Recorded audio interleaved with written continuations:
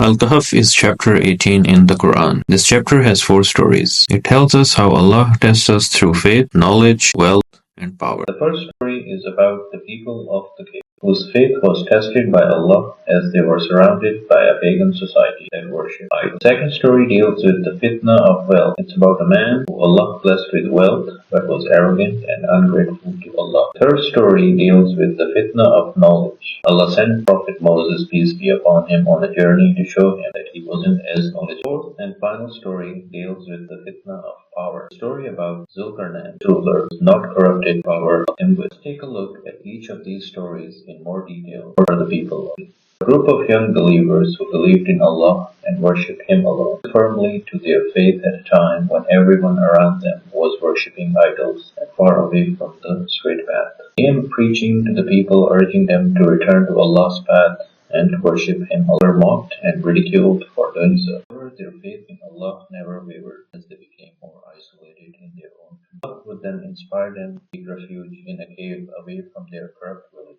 So they took their dog and left their homes and comfortable lives behind until they have distanced themselves from them and they worship besides God. Take refuge in the cave.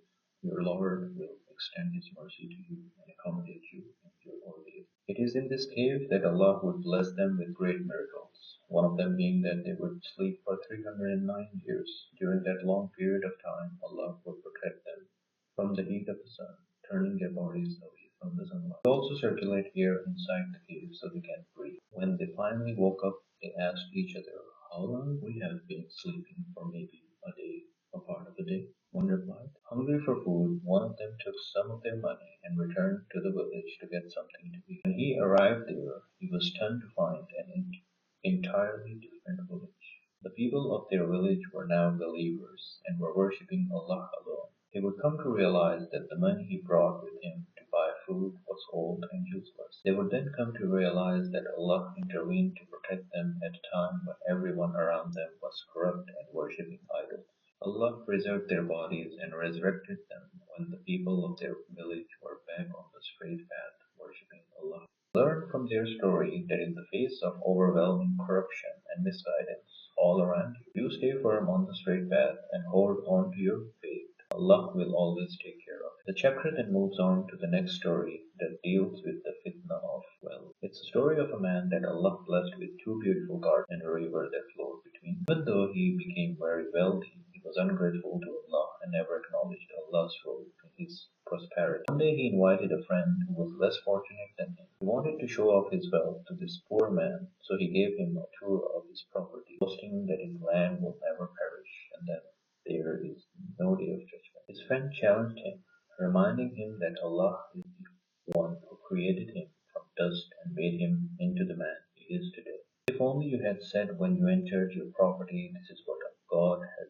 willed. There is no power except God," said the poor man. But the wealthy man's arrogance would soon doom him, as Allah would go on to destroy his gardens and crops, leaving him with nothing. Allah would then remind us this world is temporary, and regardless of how blessed we are, nothing comes close to the everlasting reward of the afterlife. Wealth and children are the adornment of this worldly life, but the everlasting good deeds are far better with your Lord and reward and equal. The chapter then moves on to the third story that deals with the fitna of knowledge.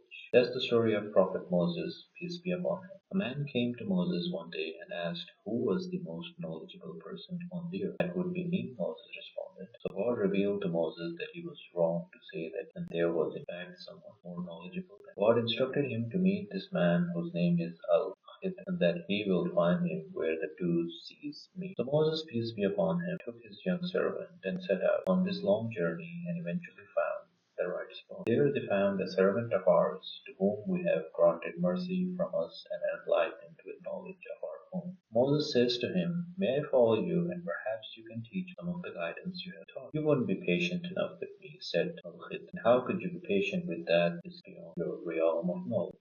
Moses responded, "You will find me patient, God willing, and I will not disobey any of your orders." Then, if you follow me, do not question me about anything until I myself clarify it for you. So they set out on this journey together, and they board a ship. On the ship, Al-Khidr starts damaging the ship by making a hole in it. What are you doing? Said Moses, peace be upon him. Are you trying to drown the people of the ship? You have done a terrible thing.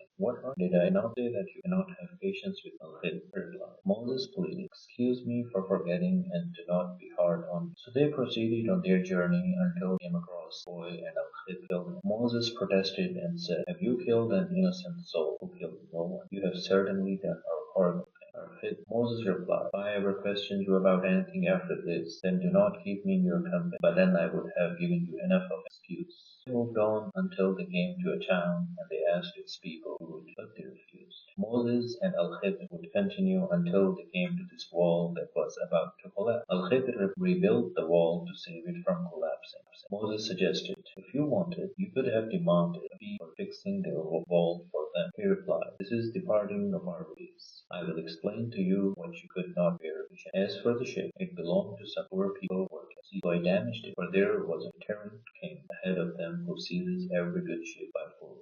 And as for the boy, his parents were true believers, and we feared that he would pressure them into defiance and disbelief. So we hoped that their Lord would give them another virtuous and caring one in his way. And as for the wall, it belonged to two orphan boys in the city, and under the wall was a treasure that belonged to them, and their father had been a righteous man. So your Lord willed that these children should come of age and retrieve their treasure as a mercy from the Lord. I didn't do it all on my own. This is the explanation of what God bear patience. Allah wanted to teach Moses a lesson that we do not always have the knowledge of why God allows certain things to happen. Things that may appear to be bad as it unfolds, but in reality it's for a good reason. The story of Zulkarnain, known as the man of two horns. He was a righteous king who traveled far and wide. He was an honorable and just ruler whom Allah blessed with vast land and tremendous power. Surely we established him in the land, gave him the means to all. So he set out on journey to the far east, far west, where he helped and guided people to the straight path, brought prosperity, and ruled over them with justice. Then he traveled a third course until he reached the pass between two mountains. He found in front of them a people who could hardly understand language. They pleaded with him to save them from Gog and Magog. Gog and Magog were two neighboring people who violently raided their village and spread corruption throughout the land. Should we pay you tribute provided that you build a wall between us and them? Said the people to Zulkarnain. He responded that what my Lord has provided for me is far better. Assist me with resource and I will build a barrier between you and them. Bring me blocks of iron. Then when he had filled up the gap between the two mountains, he ordered, blow. When the iron became red hot, he said, bring me molten copper to pour over it, and so the enemies can neither scale nor tunnel through it. He then declared to the people, this is a mercy from my Lord, but when the promise of my Lord comes to pass, he will level it to the ground, and my Lord's promise ever true. Meaning, this wall won't last forever, and there will come a day when Allah will allow it to be left. Gog and Magog will come through on that day. On that day, we will let them surge like waves over one another. Later, the trumpet will be blown, and we will gather all people together. Gog and Magog's eventual coming out from behind this wall that Zulkarnain built is known to be one of the major signs of final hour, right before the day of judgment. The story of Zulkarnain is a reminder that God will grant certain people power. What they do with this power is a test by Allah. Some will be corrupted by power, while others will use it for good. These four stories represent different ways Allah will test us in this world. It is encouraged that Muslims read this chapter every Friday to remind themselves of these trials and protect themselves from the fitna of this world.